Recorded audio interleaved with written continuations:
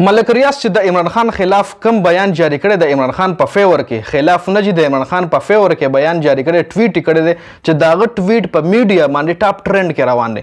ملک ریاض یو جانا پہچانا نوم دی د پاکستان یو غټ بزنسمین دی.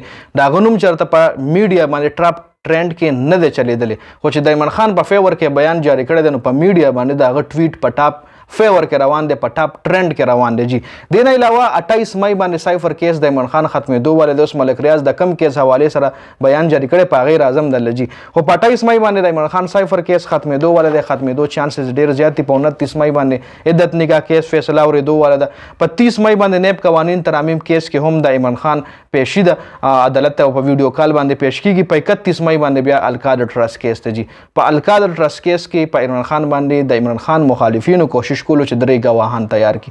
یو خو ملک ریاض یو زلفی بخاری او یو شهزاد اکبر. زلفی بخاری او شهزاد اکبر د عمران خان د کابینې کسان دي. د درې واړو کې یو کس هم د عمران خان خلاف گواہی ورکه په الکادر ټرست کیس کې نو عمران خان ته به پکا سزا ملاویږي خو د درې واړو انکار کړی دی. ملک ریاض چې کوم سټیټمنټ جاری کړی خو په میډیا باندې ټاپ ټرند کې دی. اوس ملک ریاض په الکادر ټرست کیس کې څنګه انوالو شو؟ الکادر یونیورسيټي چې کومه جوړه شوې له هغې له ځمکه چې کوم دی ملک ریاض ورکړې وه او نور هم چې الکادر ټرست کیس کې هغه 190 میلیون پاوند خبره ده نو کې هم د ملک ریاض تعلق شته کې هم ملک ریاض انوالو دی. 190 میلیون پاوند چې کوم راغلی پاکستان ته هغه نه د ملک ریاض په اکاونټ کې دي نه د عمران خان په اکاونټ کې دي بلکې هغه د پاکستان سپریم کورټ چې کوم اکاونټ ته په هغې کې پراته دي. نو اوس د دریو کسانو چې کوم سټیټمنټ جاری کړي په هغې باندې خبره کوو.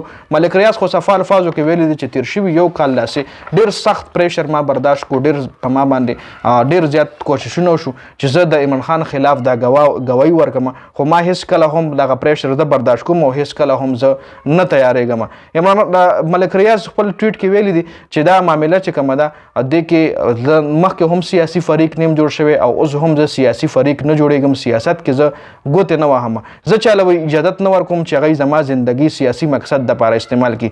ما دې نه مخکې هم ډېر زیات پریشر برداشت کړی دی او کوم کسان چې په ما دباو اچوي نو هغوی به د ما په لاس شریږي هله به ما خپل مقصد دپاره استعمالوي. روزانه ما په لکونو روپو نقصان میلاویږي او ډېر دباو په ما باندې تېرېږي خو زما الله پاک مددګار دی او امید ساتم چې الله پاک به مې ساتي جي او هیڅ کله هم زه سیاست کې سیاسي فریق نه جوړېږم. دې نه علاوه زلفي بخاري چې کوم دی هغه هم خپل سټیټمنټ جاری کړی دی. هغه ویلي دي چې کپتان خلاف ګواه جوړېدل د ډېرو خلکو خواهش دی خو دا به د الله په فضل باندې د دوی د خواهش پوره کېږي نه او هیڅ کله به هم زه د عمران خان خلاف ګواهي نه ورکوم. عمران خان د دې دور حقیقت دی او چې څوک هم د حقیقت خلاف تللی دي ای رسوا شوي دي. دې نه علاوه شهزاد اکبر هم ویلي دي چې هیڅ کله هم د عمران خان خلاف واده ماف ګواه نه جوړېږم. د شهزاد اکبر صفا الفاظو کې ویلي دي چې هیڅ کله هم زه د عمران خان خلاف په دې کیس کې ګواهي نه ورکوم چې دا درې کسان په دې کیس کې الکادر ټرست کیس کې د عمران خان خلاف ګواهانو او درې واړو ډېر زبردست سټیټمنټ جاری کړی دی او د عمران خان د مخالفینو چې کوم پلان و هغې چوپټ کړی دی. هغې پلان چې کوم دی کمپلیټلی تباه شوی دی. جي نو دا اپډیټس ډېره زیاته مننه د ویډیو کتلو. والسلام.